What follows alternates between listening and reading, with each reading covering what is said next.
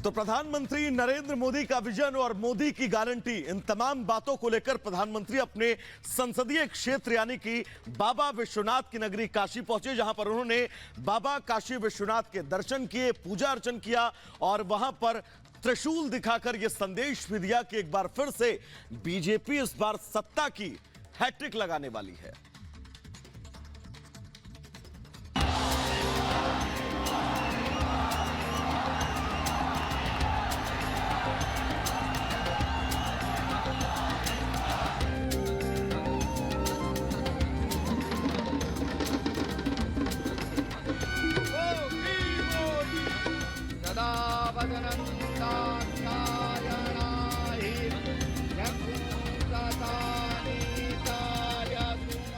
हाथ में त्रिशूल,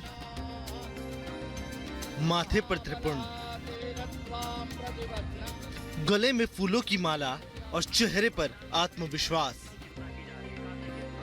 इस तस्वीर को देखकर कोई भी बता सकता है कि पीएम मोदी ने चुनावी शंखनाद कर दिया है। अयोध्या से शुरू हुआ मोदी का भक्ति रथ वाराणसी पहुंचा, जहां पीएम मोदी के अभिवादन के लिए काशी के लोग सड़कों पर आ गए।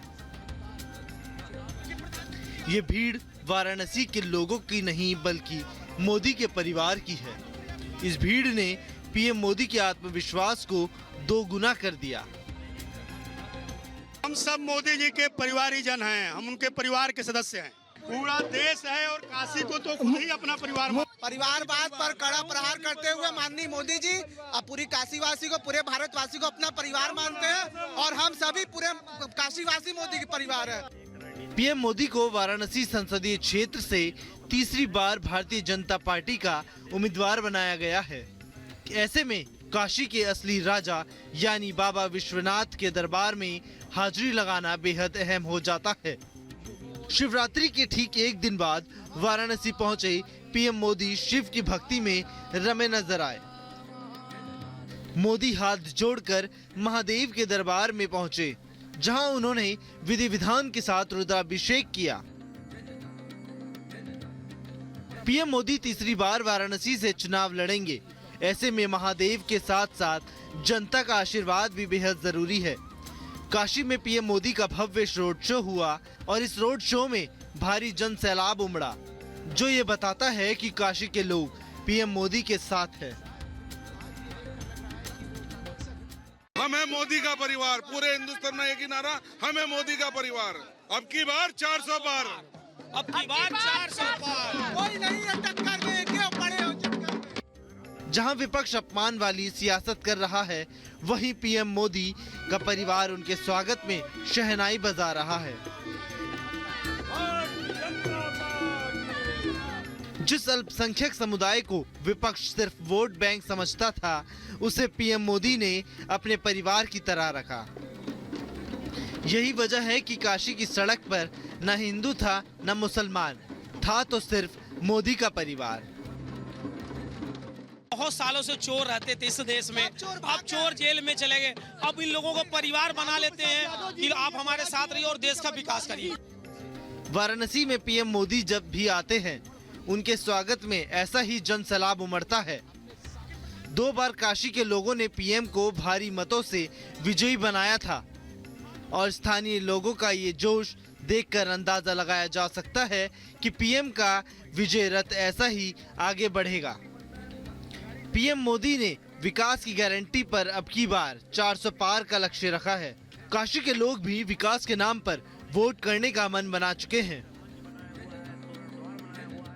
अपने परिवार को छोड़ करके आज हम देश की सेवा कर रहे हैं और सबके अंत्योदय आखिरी पायदान पे जो खड़ा है उसकी चिंता करते हैं। जो अन्य योजना गरीबों के लिए कार्य करते हैं, सारे देश को एक रूप से देखते हैं। हिंदू मुस्लिम सिख ईसाई, कोई जातिवाद नहीं, कोई परिवारवाद नहीं, केवल वो अपने लिए नहीं देश के लिए करते हैं। पीएम मोदी से पहले वाराणसी संसदीय सीट पर बीजेपी और कांग्रेस की कांटे की टक्कर हुआ करती थी, लेकिन जब से काशी ने मोदी को अपनाया है, यहाँ मुकाबला एक तरफा नजर आता रहा है। पिछले चुनाव की बात करें तो 1999 में बीजेपी ने 33.4% वोट शेयर के साथ जीत हासिल की थी।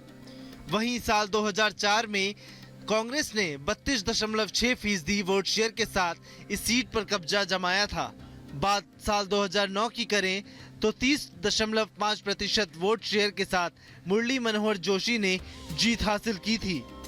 लेकिन साल 2014 में नरेंद्र मोदी ने 56.4% वोट शेयर के साथ एक तरफा जीत दर्ज की। ये अंतर साल 2019 में बढ़कर 63.6% वोट शेयर तक जा पहुंचा। सियासी पंडितों की माने तो आस्था की लहर और विकास की गारंटी के दम पर तीसरी बार भी पीएम मोदी की जीत पक्की मानी जा रही है। बस देखना ये होगा कि इस बार जीत का अंतर क्या होगा। पहले राम मंदिर, फिर कल्की धाम, उसके बाद मूल द्वारिका के दर्शन और अब बाबा विश्वनाथ के रुद्राभिषेक ने पीएम मोदी के लिए सत्ता की राह को आसान बना दिया। जहां विपक्ष लगातार हिंदू आस्था पर चोट कर रहा है, वहीं करोड़ों सनातनी पीएम मोदी से जुड़ रहे हैं। पीएम मोदी ने त्रिशूल उठाकर मानव विपक्ष को बता दिया हो, जब तक वो है सनातन और 140 करोड़ देशवासियों की आस्था सुरक्षित हाथों में है। Bureau report, republic Bharat. तो बनारस की तमाम अहम तस्वीरें आपने देखी। अब बात आजमगढ़ की करेंगे और आजमगढ़ में आज प्रधानमंत्री नरेंद्र मोदी रहने वाले हैं, जहां पर तमाम विकास परियोजनाओं का उद्घाटन और शिलान्यास होगा। 14 एयरपोर्ट का तोहफा पूरे देश को मिलने वाला है। लेकिन आजमगढ़ की सीट बीजेपी के लिए इतना खास क्यों है? इस आजमगढ़ की सीट का आखिर पूर्वांचल के लिहाज से अगर देखें तो समीकरण क्या कुछ कहता है, इस रिपोर्ट के जरिए आपको बताते हैं।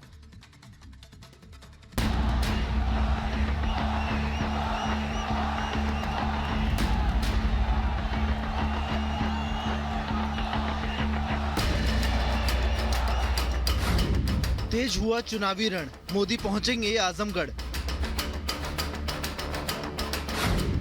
पीएम का विकास वाला प्रण, मोदी भेदेंगे सपा की गढ़। विकास की देंगे सौगात, विपक्ष पर करेंगे आघात। विकास की गारंटी के लिए पीएम मोदी आज आजमगढ़ पहुंचेंगे। आजमगढ़ को सपा का सियासी गढ़ माना जाता है। यहाँ से कभी मुलायम सिंह यादव तो कभी अखिलेश यादव ने चुनाव लड़ा और जीता। लेकिन उपचुनाव में बीजेपी यहाँ जीत का झंडा गाड़ चुकी है। उसी जीत को बरकरार रखने के लिए और सपा की सियासी रणनीति को ध्वस्त करने के लिए पीएम आजमगढ़ में हुंकार भरेंगे। बीजेपी पूर्वांचल की उन सीटों पर खास फोकस कर रही है जिन्हें वो 2019 में हार गई थी। इन्हीं सीटों में से एक है आजमगढ़। आजमगढ़ को सपा के लिए मुफीद माना जाता है। मुस्लिम यादव फैक्टर के दम पर सपा यहां जीत हासिल करती है। 19 लाख वोटर वाले आजमगढ़ में करीब 3.5 लाख यादव और करीब 3 लाख से ज्यादा मुस्लिम वोटर हैं, जो किसी भी प्रत्याशी की जीत में निर्णायक भूमिका निभाते हैं। बीजेपी इसी फैक्टर की काट पर काम कर रही है। पार्टी ने जहां यादव वोटर्स को लुभाने के लिए भोजपुरी सुपरस्टार दिनेश लाल यादव को मैदान में उतारा है, वहीं आजमगढ़ में निर्णायक भूमिका निभाने वाले राजभर समाज के नेता ओपी राजभर को कैबिनेट में जगह दी। साथ ही करीब 3 लाख की आबादी वाले दलित वोटर पर भी बीजेपी का खास फोकस है। जातीय समीकरण को साधने के साथ ही पीएम मोदी आजमगढ़ को विकास की गारंटी देने पहुंच रहे हैं। आजमगढ़ एयरपोर्ट समेत देश के 14 एयरपोर्ट का शुभारंभ और शिलान्यास करेंगे। पीएम मोदी जहां आजमगढ़ में मौजूद रहेंगे, वहीं कई केंद्रीय मंत्री अलग अलग जगहों पर भी इस कार्यक्रम से वर्चुअली जुड़ेंगे। लखनऊ के अमौसी एयरपोर्ट पर रक्षा मंत्री राजनाथ सिंह मौजूद रहेंगे। इस दौरान पीएम मोदी 2 नए टर्मिनल का उद्घाटन करेंगे, जिसमें अमौसी एयरपोर्ट का नया टर्मिनल T3 भी शामिल होगा। रक्षा मंत्री राजनाथ सिंह के साथ नागरिक उड्डयन मंत्री ज्योतिरादित्य सिंधिया भी मौजूद रहेंगे। हवाई अड्डों के लिए भूमि का सीमांकन और टेंडर का काम पूरा हो चुका है। भूमि पूजन के बाद 1 से 1.5 साल में हवाई अड्डा बनकर तैयार हो जाएगा। चुनावी साल में प्रधानमंत्री नरेंद्र मोदी हवाई सेवा देकर आजमगढ़ को विकास पथ से जोड़ने का काम कर रहे हैं। आजमगढ़ की लोकसभा सीट पर भले ही अभी बीजेपी का कब्जा है, लेकिन विधानसभा की सभी 5 सीटों पर सपा का ही कब्जा है। ऐसे में पीएम मोदी ने खुद कमान संभाली है और आजमगढ़ की जनता का विश्वास विकास के जरिए जीतने की कोशिश करेंगे। फिलहाल बीजेपी सभी जातीय समीकरणों को साधने में जुटी है। अगर वो राजभर और दलित वोटर को लुभाने में पार्टी कामयाब रहती है, तो एक बार फिर से बीजेपी आजमगढ़ सीट पर कब्जा जमा सकती है। Bureau report, republic Bharat.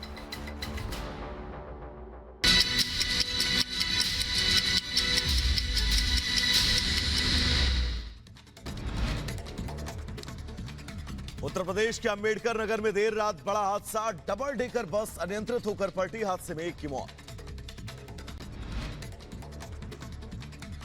Double decker bus पलटने से कई यात्री घायल, 6 यात्रियों को अस्पताल में कराया गया भर्ती। बस में 26 यात्री सवार थे। उत्तर प्रदेश के बहराइच में ईंटों से भरा ट्रैक्टर ट्रॉली पलटा, ट्रैक्टर के नीचे दबकर एक मजदूर की मौत, जबकि 2 लोग गंभीर रूप से घायल। यूपी के सहारनपुर में नाबालिग से दुष्कर्म का आरोपी गिरफ्तार। 2 दिन पहले दुष्कर्म की वारदात को दिया था अंजाम। सीसीटीवी की मदद से पुलिस ने आरोपी को गिरफ्तार किया। दिल्ली के सीलमपुर ब्रह्मपुरी में सार्वजनिक शौचालय में गोलीबारी, गोली लगने से एक की मौत, एक गंभीर रूप से घायल। यूपी के मथुरा में आबकारी विभाग की टीम ने अवैध शराब फैक्ट्री पर छापेमारी की। मौके से 2 तस्करों को गिरफ्तार किया। भारी मात्रा में अवैध शराब बनाने के उपकरण बरामद किए। पीएम मोदी ने लोकसभा चुनाव से पहले काशी विश्वनाथ धाम में की विशेष पूजा। वाराणसी से तीसरी बार लोकसभा चुनाव लड़ रहे हैं प्रधानमंत्री मोदी। बाबा विश्वनाथ मंदिर में पूजा अर्चना के बाद पीएम मोदी ने उठाया त्रिशूल। मंदिर परिसर में विजयी मुद्रा में पीएम मोदी ने दिखाया त्रिशूल, लोगों का अभिवादन किया। पीएम मोदी आज यूपी को देंगे 42,000 करोड़ की विकास परियोजनाओं की सौगात। आजमगढ़ एयरपोर्ट समेत देश के 10 एयरपोर्टों का भी करेंगे शुभारंभ। पीएम मोदी आज आजमगढ़ से वर्चुअली लखनऊ के अमौसी एयरपोर्ट के टर्मिनल 3 का भी करेंगे उद्घाटन। इस दौरान अमौसी एयरपोर्ट पर रक्षा मंत्री मौजूद रहेंगे।